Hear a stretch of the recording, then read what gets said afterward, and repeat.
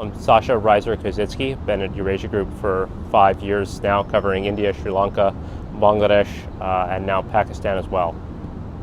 When you think about Modi's most important reforms to date, I would point to first and foremost FDI reforms in terms of allowing more foreign investment into a wide variety of Indian sectors. That's been a big one. The second big one we saw just in the last couple of weeks with the goods and services tax reform to reduce barriers to trade across state lines within India. The big problem, however, is that Modi's, a pro-business kind of leader. He's not an economic liberalizer, and there really is a difference.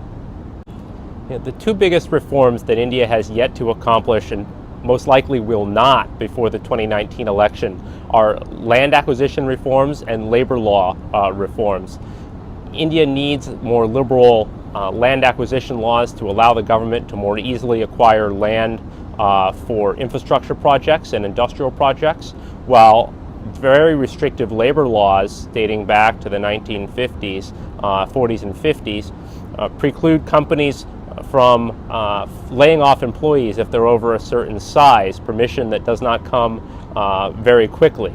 And it's a barrier to business expansion within India and for manufacturing growth that the government needs to address. The biggest single threat to reform is actually Prime Minister Narendra Modi standing within his Bharatiya Janata Party, BJP. He's right now the unquestioned leader of the party, but should he face more political missteps and misfortunes in the years to come, you could see internal pushback to replace him. And he is by far the single most reformist member of the party.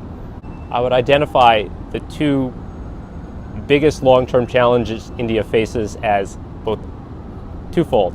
One, job creation and employment that has been lagging the expansion of the workforce in recent years, and two, water shortages in particular around the country with rapidly depleting groundwater. And neither of these two issues, unfortunately, is going to be addressed very quickly under this government or any government to come. They're very, very thorny issues.